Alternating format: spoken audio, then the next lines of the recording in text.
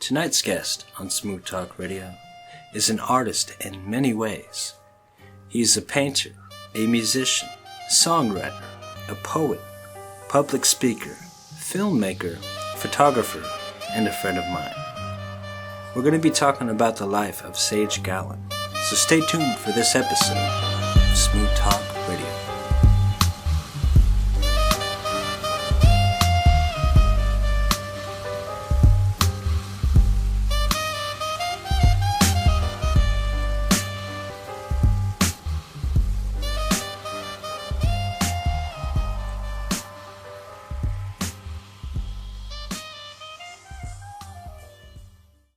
Sage, thank you for being on Smooth Talk Radio tonight.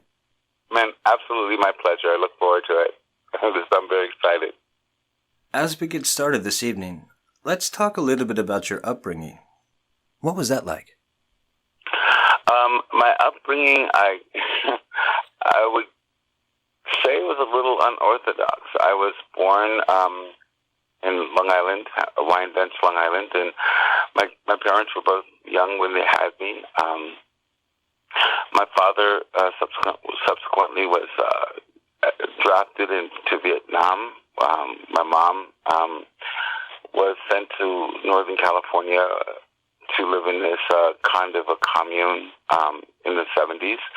And I was raised by my paternal and maternal grandparents for 2 years. When I was 4 years old, I moved. My dad had gotten back from Vietnam and wasn't the same person he was when he left, which sadly happened to a lot of young men, particularly men from that particular community. And I was moved to Sinanon, the commune which my mother was living in. I grew up with my grandmother, and on the top of the television in the living room was a black and white photograph of my mother. And that was really the only reference I had for about 2 years. And when I moved to Sinanon, I was introduced to my mom. She looked vastly different. And so I spent my formative years growing up in a communal environment, raised by 450 people of all ethnicities and diversities, every kind of human that you could imagine. I was raised by them. My backyard was acres and acres of hills, and we played with, bullfrogs, caught bullfrogs, and, we had an amazing time. And living in that environment, although I knew who my mother was to me, she was not my primary caretaker. Mm-hmm. So in 79, we left Sinanon, myself, my mom, and her husband, my stepfather at the time, and we moved to Harlem, which was a bit of a culture shock.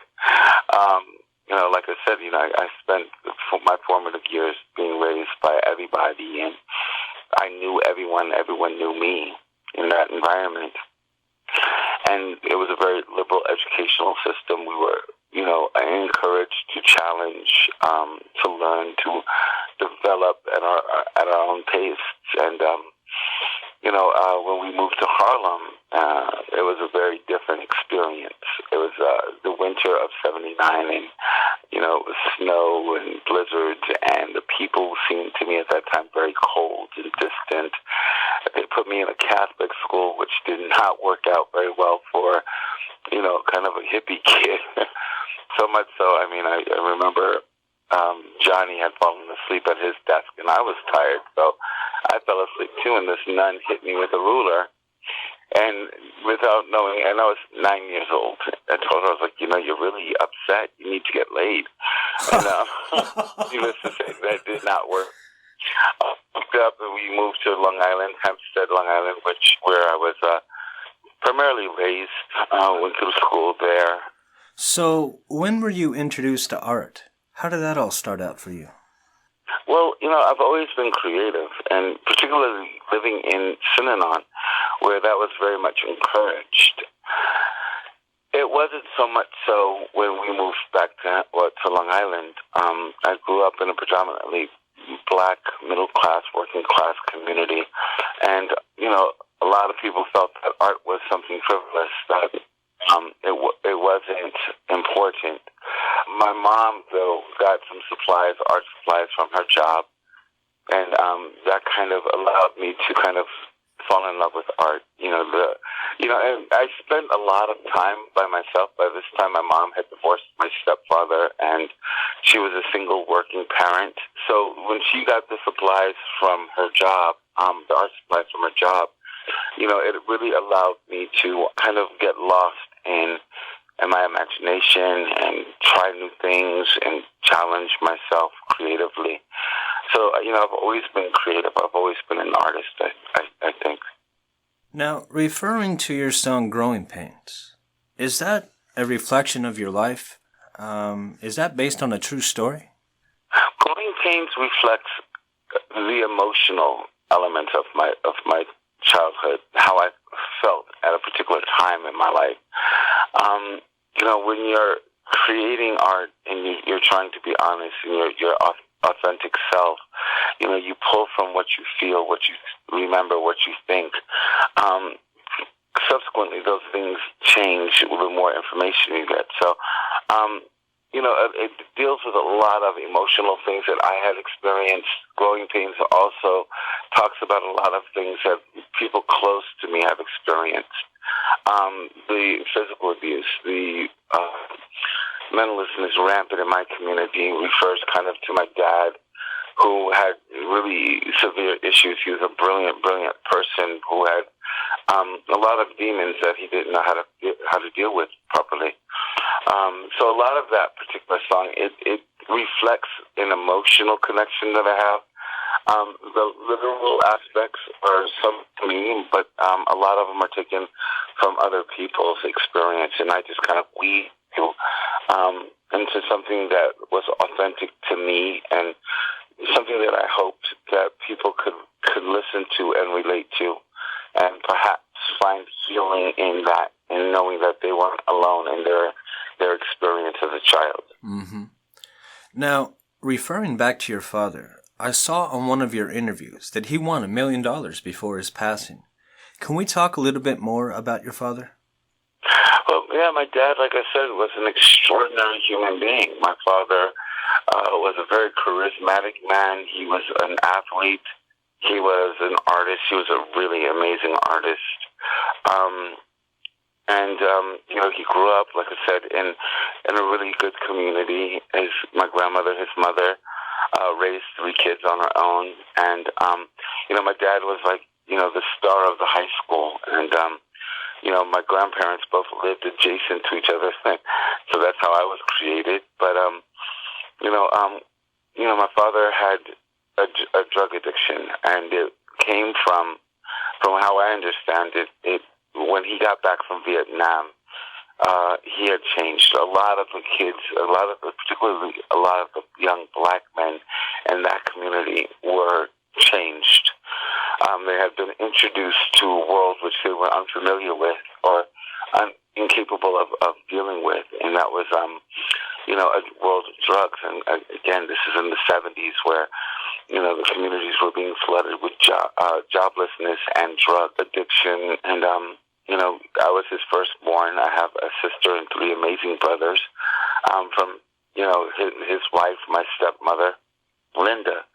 And, he was just a man who had a lot of demons, a lot of pain, and a man whose addiction was stronger than his capacity to be the father that even he wanted to be. I remember a year or so before my father's passing, and this is, when I was in my addiction, he and I had a very long conversation, and it was great cathartic experience in that he was able to tell me who he was. Not the person I had come to know or the man that I thought he was, but who he truly was and the pain that he was in. In 84, when my dad won $1 million, it was like one of the worst experiences of all of our lives, because it gave him the money to expedite his death. And, sadly, my dad died, and in my personal opinion, through some investigation my sister did, I really believe he committed suicide. Oh, man. He was found, his body after his death, he was sitting in a car under a bridge in New Jersey for 2 days before anyone found his body there. And, again, for a man who had so much life, so much potential, so much promise unfulfilled, to have his life taken, to have taken his life, I should say, in that way, in that loneliness, in that darkness, alone, is really, really sad to me. You referred to your father as an artist. Nowadays, that word can mean so many things. So do you mean that he was a painter just like yourself? Yes, my dad could paint. He was an incredible painter, a really, really incredible painter. He thought he could sing as well, but not so much. But he thought he could sing. But his paintings were amazing. Like he did a lot of landscape stuff, and worked mostly in acrylics. So, and that was interesting because it's something that I was unaware of in his lifetime. Like, I didn't know that he was an artist until after his death, and my grandmother would show me his work, and it floored me because it was so beautiful, so lifelike and poignant at the same time. His work was really quite beautiful. Going on to your artistic career, you're a poet as well. So what came first? Did the poetry come first or the painting? Well, the first thing was just drawing that came first. And then from there, working in pastels. And I never really have been trained as an artist. I mean, with the exception of an incredible art teacher in high school. Her name is Linda Shear. She was brilliant. And one of the things that made her so brilliant to me was that she believed in art, and she recognized me as an artist, and she challenged me to grow and expand past my self-imposed limitations. So then from there I went to FIT, and I doodled a lot, and I draw, so I was into fashion illustration, but I've never been trained. And in my early 20s, I got hooked on drugs and moved around, and I ended up living in D.C., moving to D.C. You're tuned in to Smooth Talk Radio, and we'll be right back with our guest, Sage Gallo.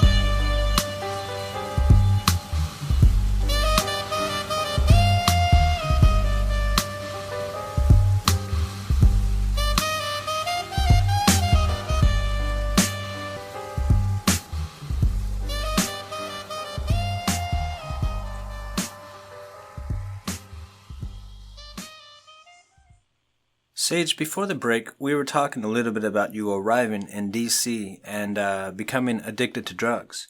So let's continue on that topic. Well, both of my parents struggled with addiction in various forms. So growing up as a kid, I hated cigarettes, I hated alcohol, drugs were taboo, and I was kind of a square kid. Growing up in Hempstead, I was like an honor roll student and graduated the top 10 percentile of my class. I was prom king. So what ended up happening was when I went to college, I just started to explore a little bit more, and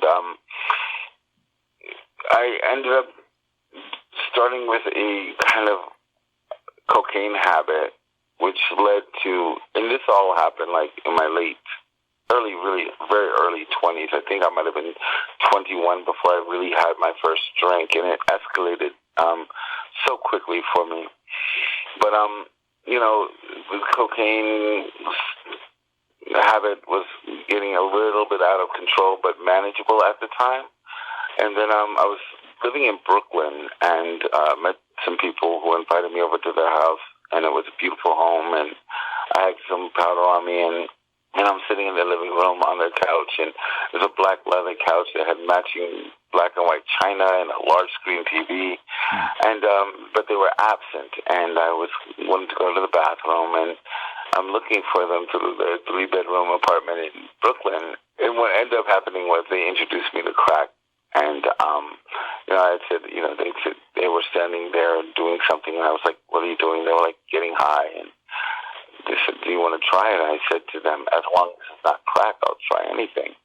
And they were like, no, do we look like crackheads? And, they had a black leather couch. So I was like, okay. And then, I ended up getting hooked. And at that time, I had 3 jobs, working for a bank, or a restaurant, and a nightclub. I had my own place in Brooklyn. And I lost literally everything in the course of a year, almost to the day. I ended up moving back to my mother's home, and we were having a very volatile time in our relationship. And she ended up finding a rehab in Maryland, and I stayed there for a while, and then ended up moving with a good friend of mine, Patrick, in D.C. I was sober for 6 months, and then I started using it again. But in that time, I started to draw, and my work was seen by this guy, Walter O'Neill, who he worked at Howard University, and he was an artist. He is an artist himself. And he took a liking to my work and ended up buying me some, like $100 of canvas and paint and brushes. And actually, that's how my painting started. And in that time, I did 400 pieces, and then I stopped until recently.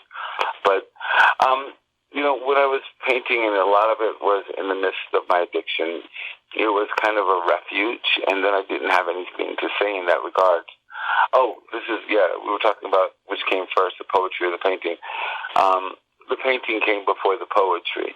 And just to go back on that, my first poem was conceived actually when one of my best friends, Carla Radford, was pregnant with her second child, Kai, who is now a teenager, which is amazing to even imagine that this young lady that I've seen in the womb is now a teenager. But my first poem the first track on the CD is called Woman, and that was my first poem. And it was based on a painting I did for Carla for her pregnancy, from Naked Under My Clothes, my debut CD. What the fuck?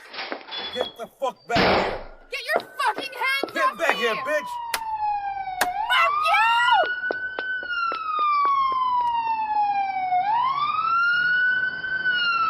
you! Evolution personified.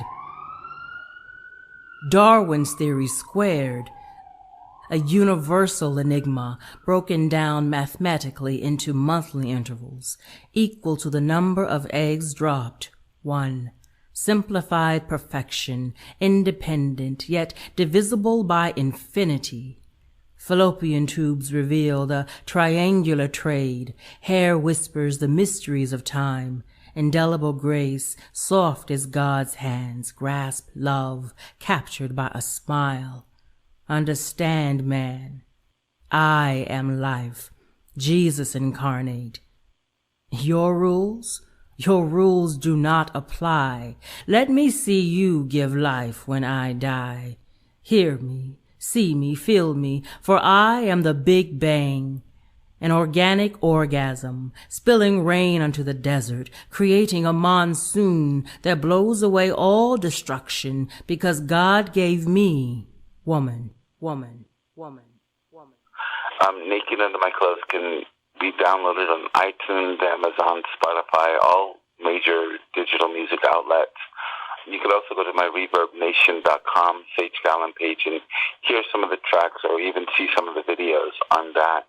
You can go to my YouTube channel, listen to the music, or watch the videos. All I ask is please make sure you subscribe or, leave me a comment. I do answer all of the comments on YouTube. But Woman, again, was based on, it was a gift. Or actually, it was something that I could not stop hearing. These words and I ended up writing them down, and that's how I started to write poetry. And it's dedicated to a dear friend of mine who was in an abusive relationship with a man who has since passed, but he gave her 2 beautiful children. And it really speaks on the strength, really power of women, not just her, but all of the women in my life. And I've been very fortunate to have been reared by some amazing women. Let's talk a little bit about your wonderful work as a photographer. How did that start for you? Photography was a complete, utter blessing / fluke for me.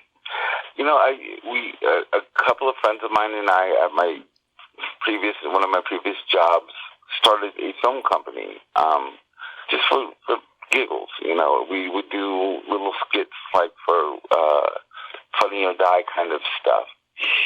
And we went in and we bought this camera. It was a Canon. It was like $800, and I ended up paying for most of the camera. And then guys kind of disbanded. Some of them moved away, and the company itself just didn't get off the floor. And I was sitting at my computer one day, and I'm looking at I look in the corner, and there's this $800 camera, and I don't know how to turn the thing on. I literally did not know how to turn the thing on. And I was sitting there looking at this piece of equipment, and I was thinking to myself, I was like, Sage, this is very expensive. You don't know how to use it. You should either give it away, sell it, or try to use it, or figure it out.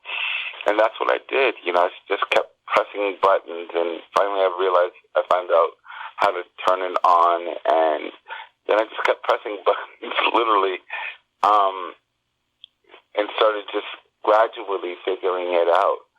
And I had a convertible car at the time, and what I would do is I would drive around Skid Row, which is like the biggest homeless population in the country, and I would just photograph homeless people.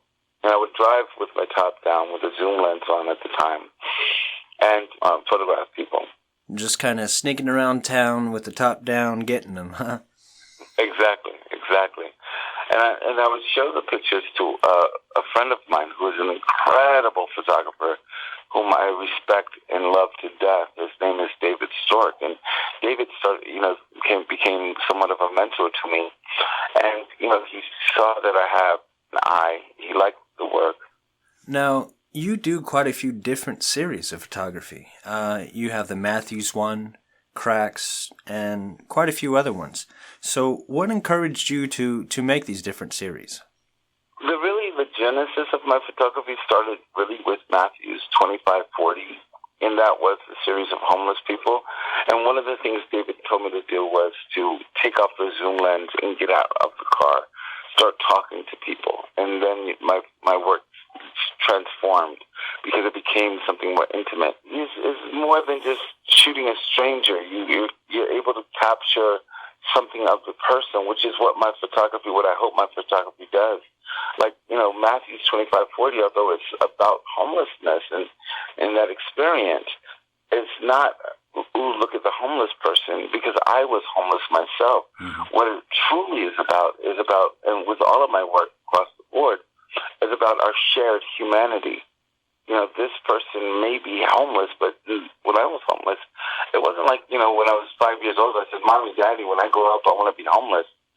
Things happen in our lives that lead us to situations sometimes which are beyond our control.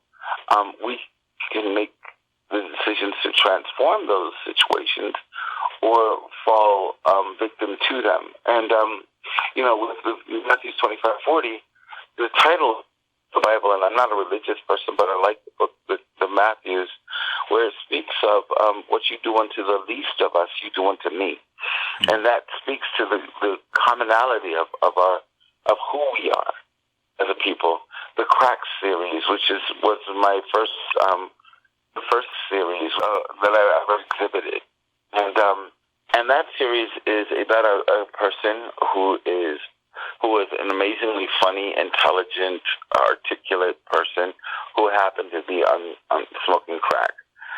And again, it's not about him smoking crack. It's about the commonality of us as a human species, as a family.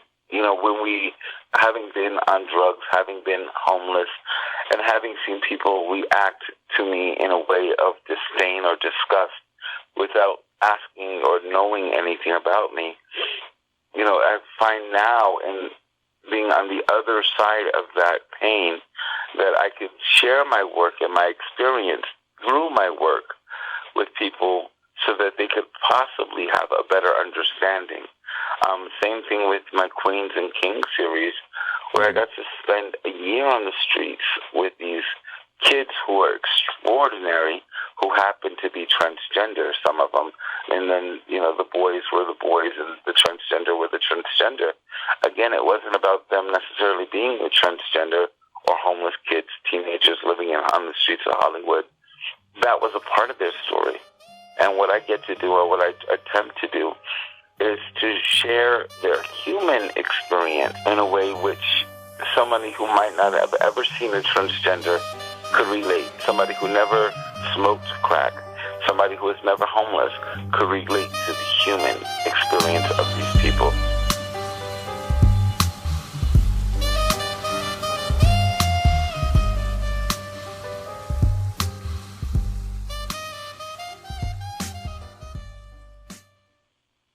Getting back to some of the music that you write and create, you were top 10 most requested for one of your tracks, right? I mean, that must have felt pretty good. Yeah, it was, up until I think last week, at least one of my tracks were on the top, actually more like, I had reached number 3 at one point in the top 10 consistently from January until last week. I've been in the top 40 of the CCG network radio station, which was a huge honor. Even like putting together the album, the videos and whatnot, you're so inundated in the actual doing of something that you don't think that it really doesn't cross your mind that other people are going to be listening to your work.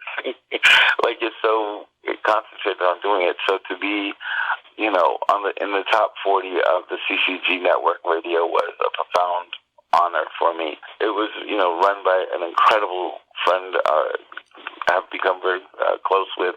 His name is P the Politician, and it's his radio station. And that radio station really is more geared to hip-hop music. So for my spoken word to be, in the top 40 was a profound honor for me. That was awesome. And, with that, we released the Me video. My production company, Reindeer Productions, shot the video. And that was directed by an incredibly talented photographer and an amazing motivational speaker whose name is Nathaniel Kemp.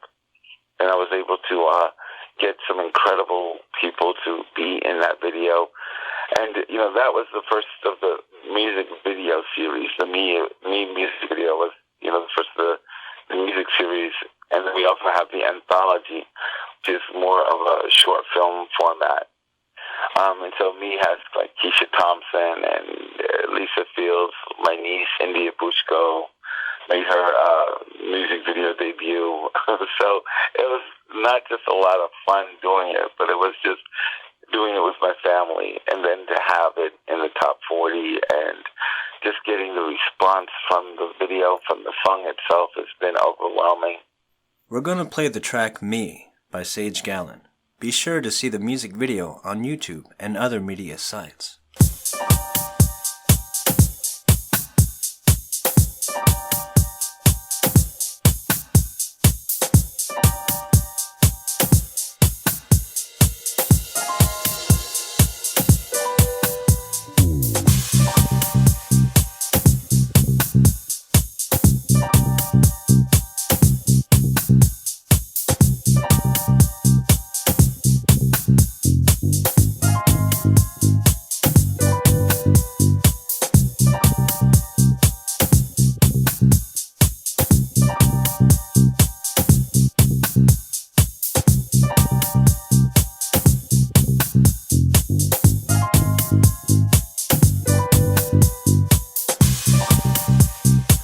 No longer be the object of your affection.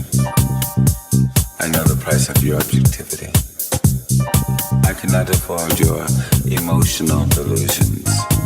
I am both worthy and willing to walk away. Loving you hurt like poverty. Some eyes provide temporary satisfactions. Lips cause sizzling sensations, but I am tired of getting burned. Self-love is a fundamental component of me that I have learned. The richness of my love is the lesson of wealth that I have earned. In the shadows of my absence, it is the sum of me that you no longer deserve. Your hearing is fine. It's just my leaving that is echoing in your vacant, complacent mind. You standing there, frozen alone, death by exodus, silenced by tears, still you unaware of how good loving me could have been. Somebody settled for immediate gratification. You said that I was sexy. You said that you wanted me.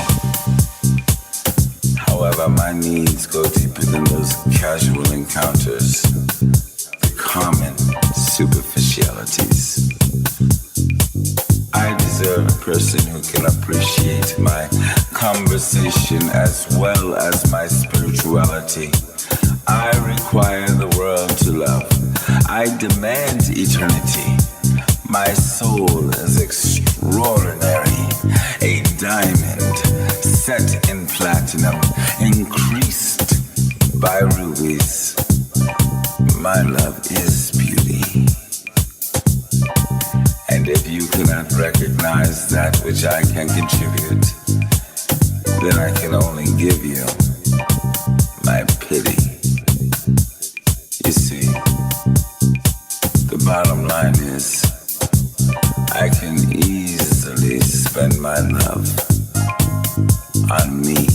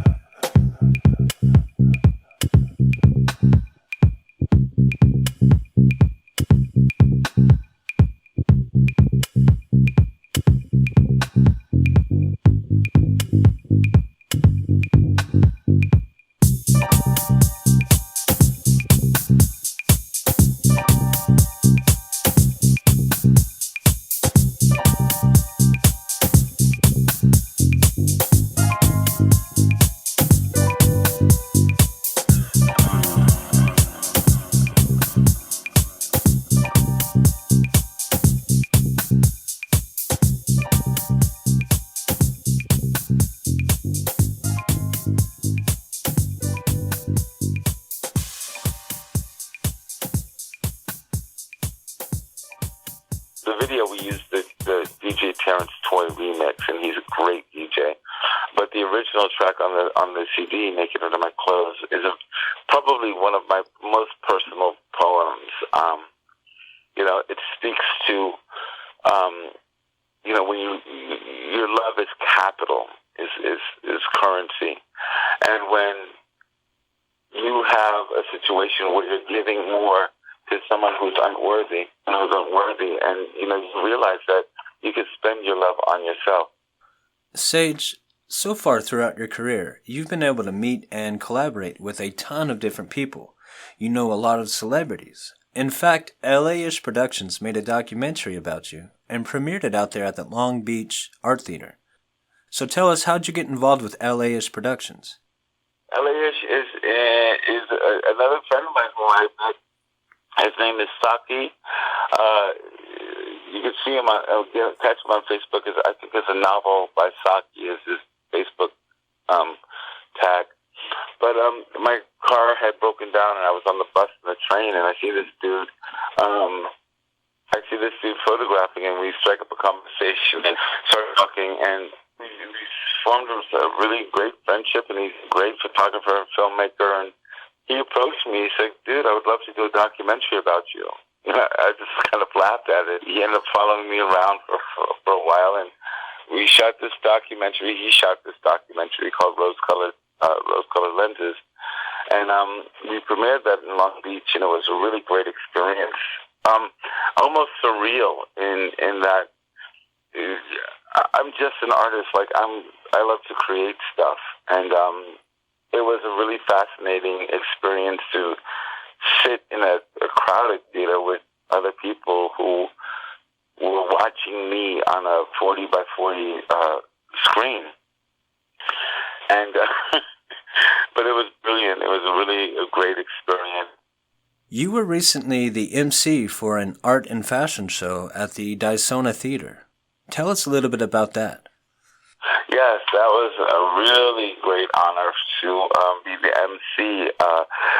Dysona City Art Gallery is a location in Los Angeles, on Wilshire and La Brea, 5373 Wilshire Boulevard, 90036, and that's where I have my artist in residence. The owner of the gallery, her name is Donna Dyson, and Donna approached me and asked if I would be interested in hosting this extravaganza. And, it was I was very excited and honored that she approached me with that, and, just wanted to be able to add something as much as possible that I could add to the experience.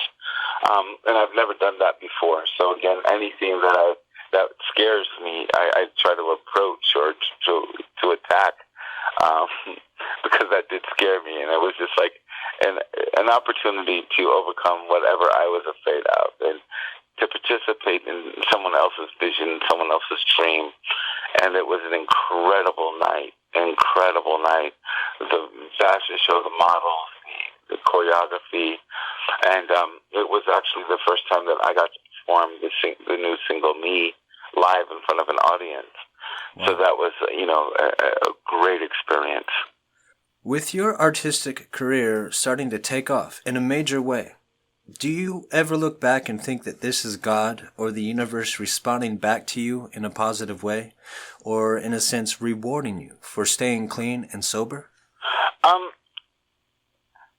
That's a great question. Rewards, I wouldn't say necessarily rewards. It's what becoming sober has afforded me is the ability to engage in my life, and there's a lot of hard work that goes into everything that I do.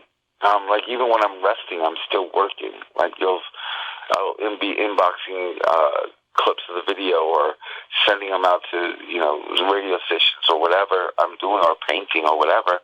There's a lot of work that goes into everything that you do if you want to succeed. What the reward is. Not just what I've been able to accomplish per se, but more importantly, being able to become engaged in my life, being able to be engaged with other people, being able to be there for other people. Those are more the rewards I find of sobriety than being on a stage or hanging in a museum. Those things are spectacular, and I'm very, very proud of them. Those accomplishments, but without, without the help of many other people, without being available for myself and for other people, none of this could occur. Like none of this could occur. And I'm going to backtrack. In 2014. Or it might have been I think it was 2014. I was named as one of the 40 black artists to watch. NBC's The Griot, and the person who wrote the article, his name is Solio. And Solio approached me last year to participate in an exhibit at the African American Museum in Philadelphia. The exhibit was called "I Found God in Myself," and it was the 40th anniversary celebration of Shaka Zenge's poem called "For Colored Girls Who Considered Suicide When the Rainbow Was Enough." So I got to show for the first time in a museum, and that was a huge honor, particularly being the African American Museum in Philadelphia. And that was kind of, a Solio experience where he asked if I would be interested. And of course I jumped at it. Mm-hmm. My work is also, that was my photography. We showed pieces from the Queens and Kings series for that. In Memphis, my work was shown there, and that was from Lester Mayweather And he curated a show called, I don't remember the name of the exhibit, but it was at Memphis, Tennessee, and that was also my photography. We've had 2 shows in New York. The first show I had in New York was a combination of everything, actually, at a small, a really great gallery on the Lower East Side on Orchard Street called Wall Play. We did a combination of my poetry, because we just released the music. It was also my photography. We showed the Crack series, and we also had maybe 60 paintings that we exhibited for that show. And then we also had the other show in New York, which was a combination of photography and paintings. And we previewed my new series, which I haven't really shown yet, called Rocks and Hard Places, from Castration to the Mandingo Complex. So, it's just been really a blast, just, over the last 3 years, because it's only been 3 years since really all of this has taken off. And it's been a really incredible experience just to be engaged with this life, as opposed to looking on the ground for, crack. So it's a lot different experience. You were mentioned in the Huffington Post as well, right? Yeah, that was also written by Solio. And that was an incredible experience. And Cracks hit that, the Huffington Post, where I was interviewed for the Crack series, and just giving detail in terms of the, the experience of shooting that series, who the subject was, my experience with the drug, and that was a great experience in Huffington Post, and even being other people interviewing me about my work, it's all amazing. It's all really incredible and humbling. We're gonna take a quick break. We'll be right back on Smooth Talk Radio.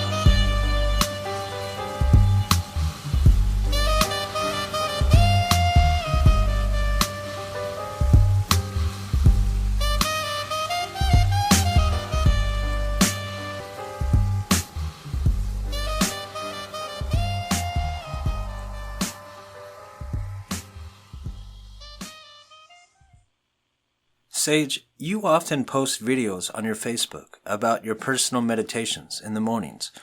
Can we talk a little bit about those?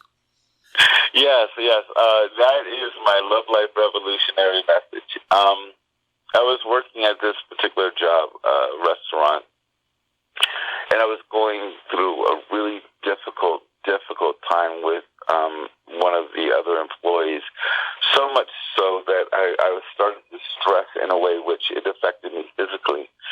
And a friend of mine, I guess, recommended prayer meditation. So I started to drive out to Malibu initially, and I found this really great rock on the beach where I would just sit and just pray and meditate.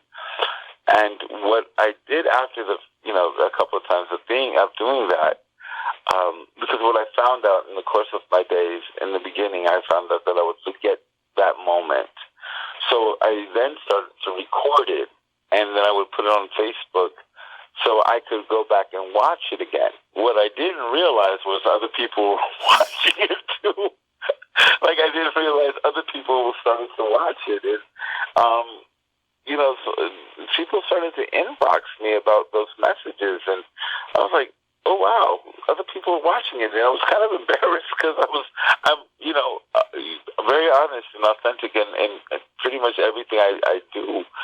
And those moments, those messages were just really, they reflect the authenticity of that experience of my meditation and prayer. And like I said, I had no idea that other people were watching it at all. And then I started seeing that people were, and then, I had such brilliant feedback from people that I just, I took a time off and then just kind of got back into posting the messages. And again, so that I can go back and remember that moment after my prayer and meditation.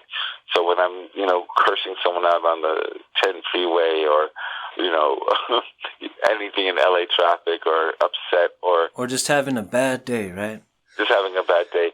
I could go lay in my bed at the end of the day and press play and remember what the universe, what God had told me at that moment of my day, and just replenish myself with that experience. And I'm very happy that other people get to get something out of it as well. That makes me happy. I'm sure anyone that knows you would agree with me 100% that you seem to have a great sense of self. You carry this wonderful aura about you. Has that always come natural for you? No, I grew up feeling, dealing with massive insecurities, and uncertainties.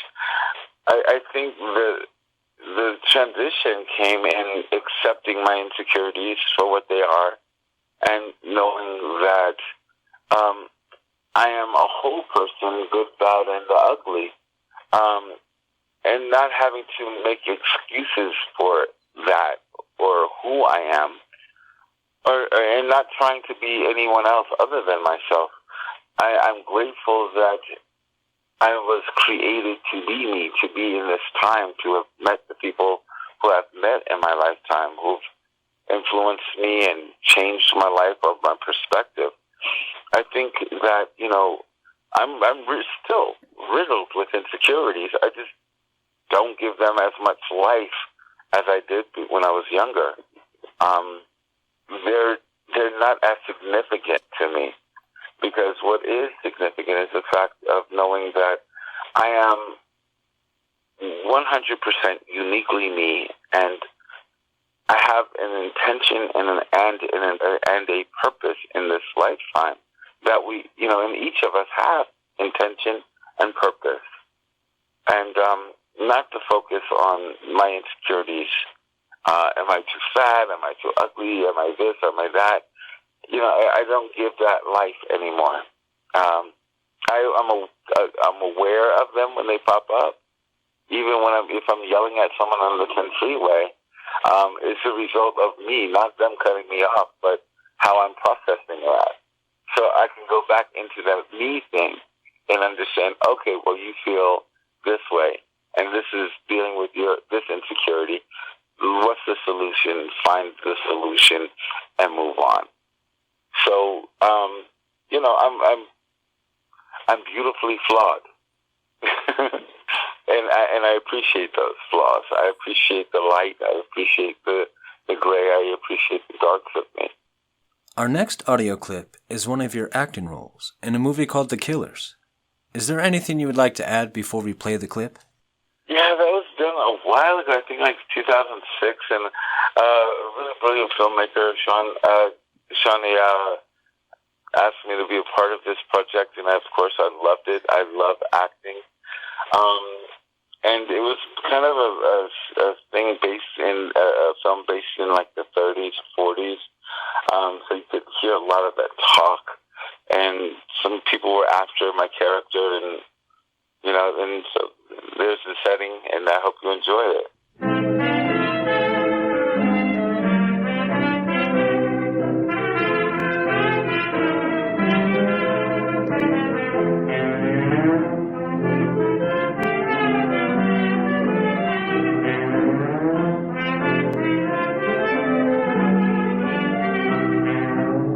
Now listen, honey, while I say.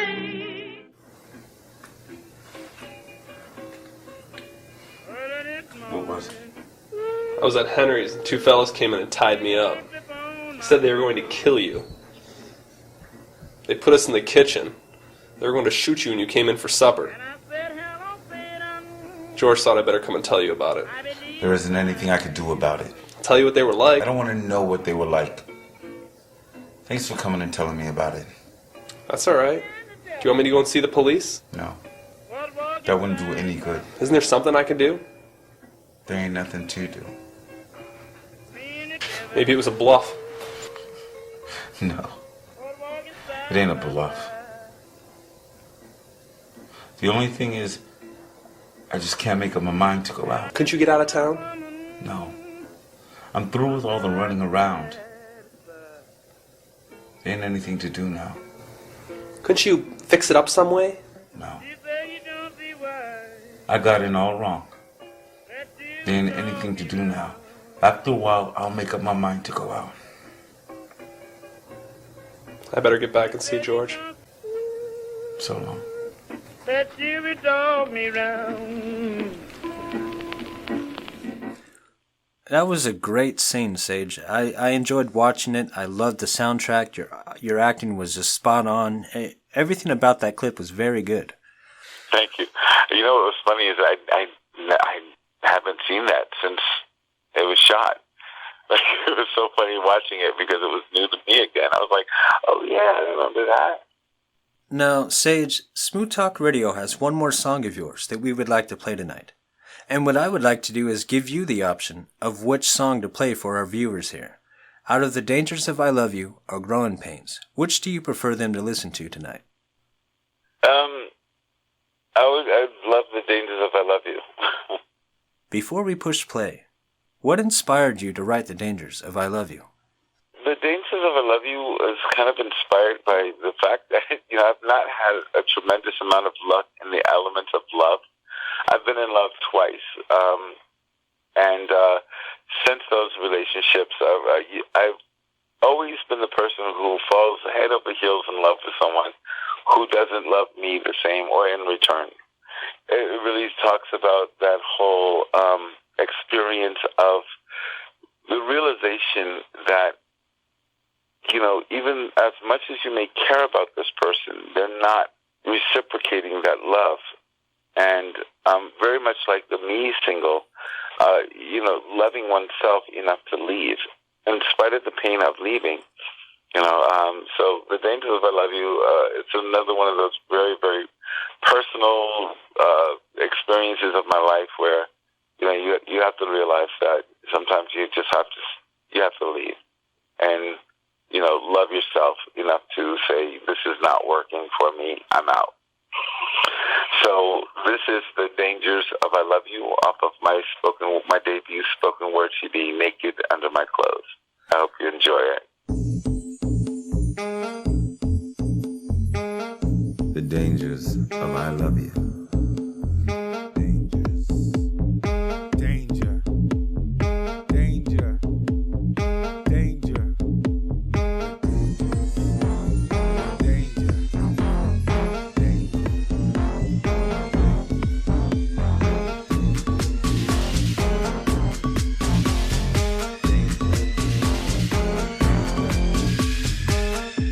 You really know nothing of me.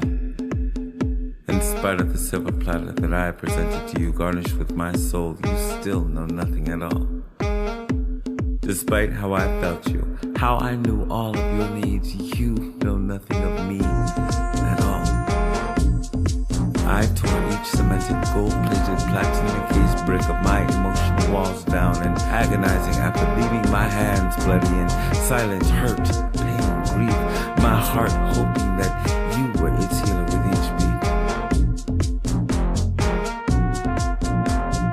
To show you those secret parts of me, the parts that prevent me from being independently happy, the dangers of I love you.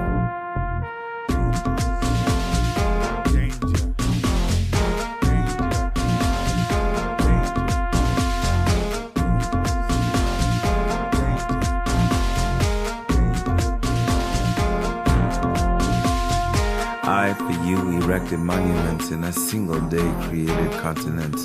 For you, I resonated poetry. I sung a lullaby for every tear that you cried. For you, I would have died. A candlelit house for love, my love should have been of no surprise. A scented bubble bath of Egyptian musk waited for us to slip in. At sunbreak, my lips would make you rise. I would relieve your stress at the end of my day. Sprinkle rose petals upon the beds before we played. I would lick the spots that you said did not tickle as tears of laughter flowed from your eyes. And yet before me you stand in this oblivious stupor, looking straight through me as though I were a complete stranger.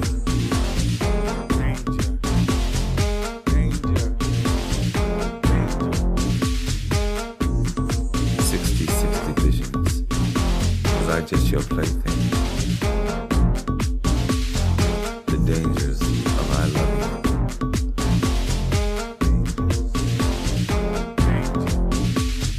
you. The tears cascade deep within me like waterfalls, washing away my sense of security.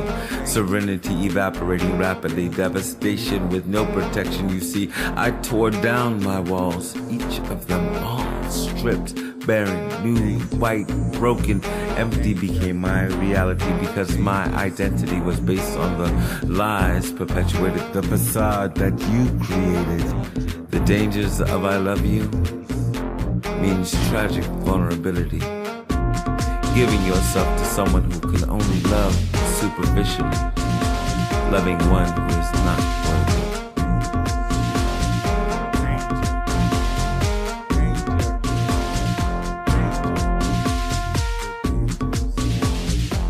The dangers of I love you are when you still care, but you know you have to.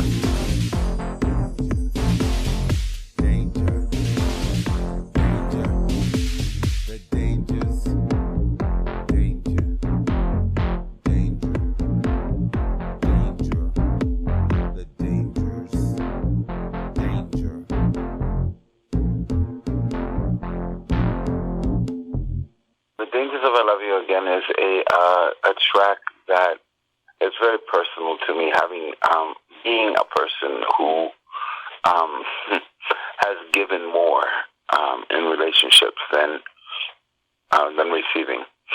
I think a good relationship, a healthy relationship, is something reciprocal.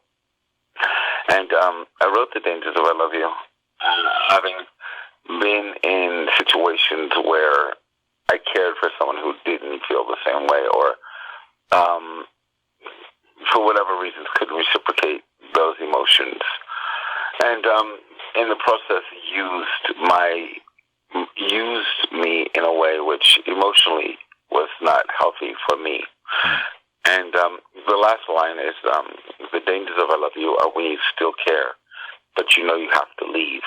And, coming to the conclusion or to the realization that this situation is not healthy, is not conducive, is not good, gives you the ability, in spite of the emotional connection you might still have with that person, but it gives you the strength to leave so that you can heal, grow, and more importantly, give yourself to someone, give your love to someone who is willing to receive it and reciprocate it.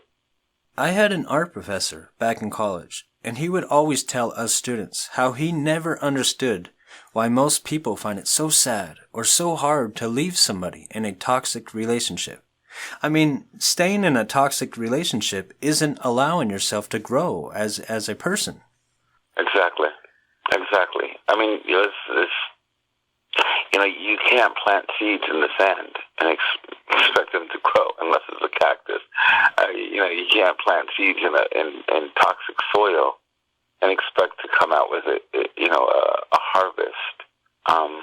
You have to be able to plant your seeds in something which will allow those seeds to grow. And that'll go back to, when you understand that you're brought here in this plane, in this time, in this body, with intention and purpose, then you're able to express that. You're able then to engage in your life and the lives of others.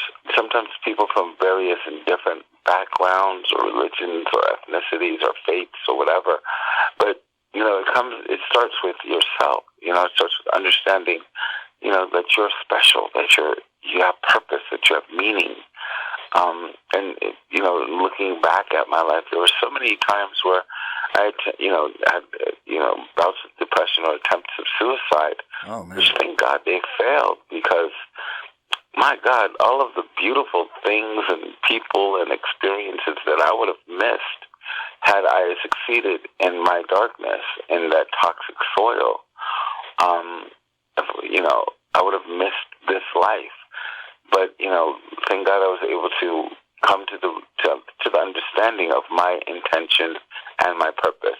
And again, that doesn't make me more important or less important than anyone else. I think we're all equally important, but we all have our own experiences, our own intentions, and our own purposes, which hopefully benefit one another and ourselves in the process.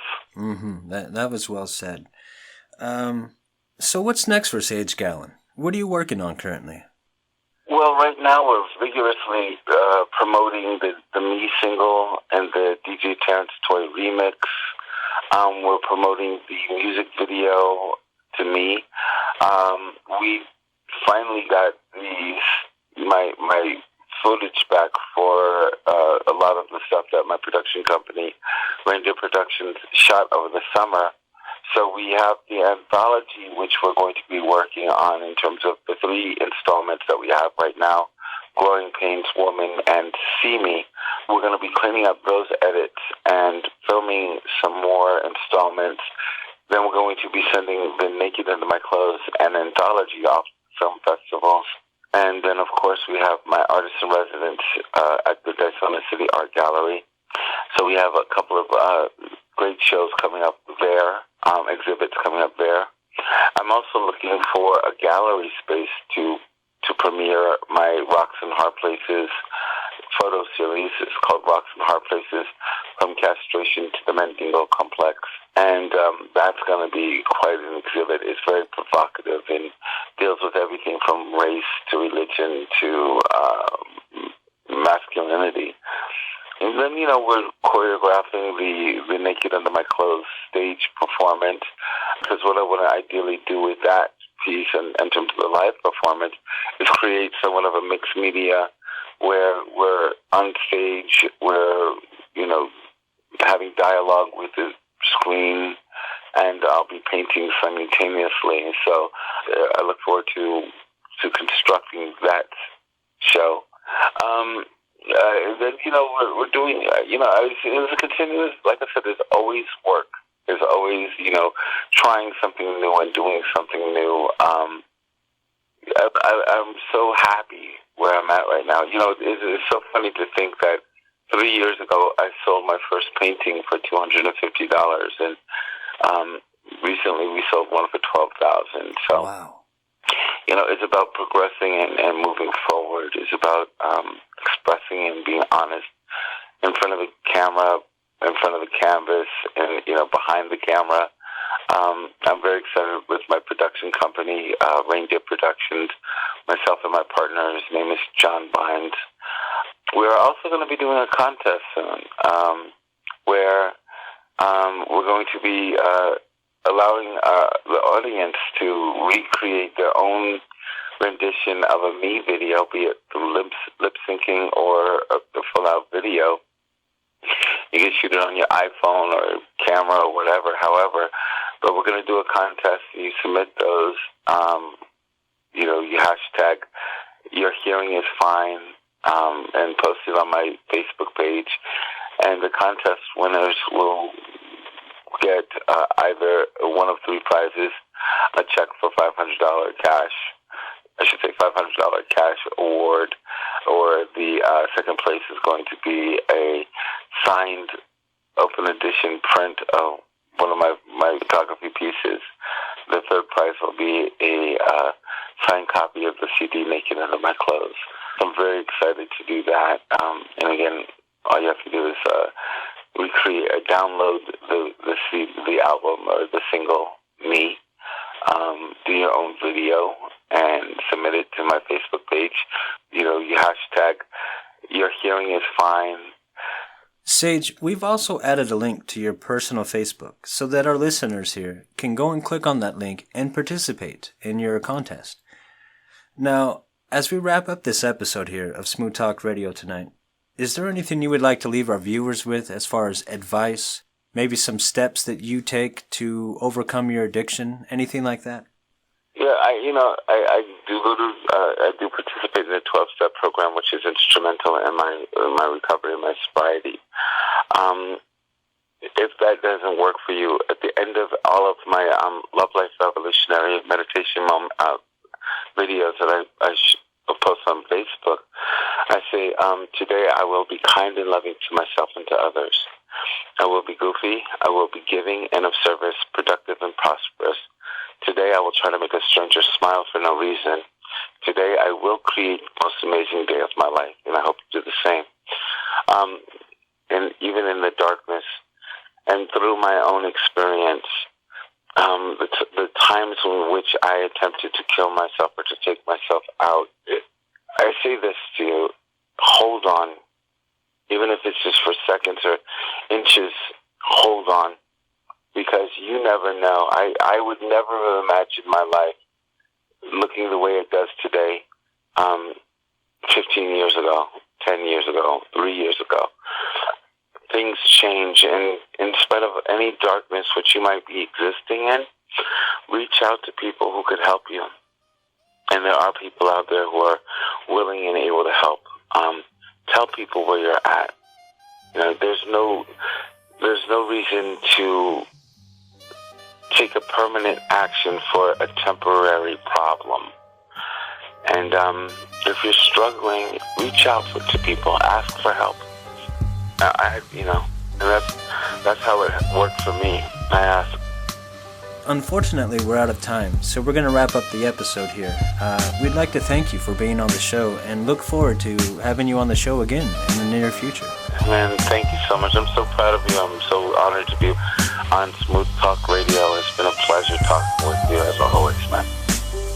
A special thanks goes out to our guest, Sage Gallen.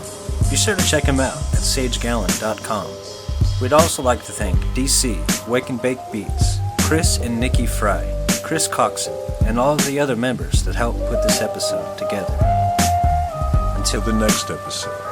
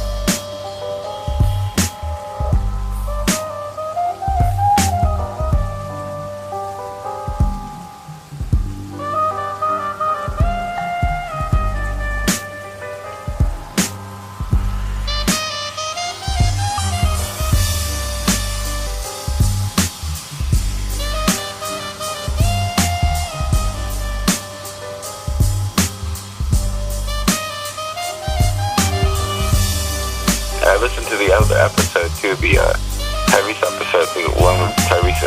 Well, thank you. Love your voice too, dude. Your voice is awesome. Well, thank you. I mean, again,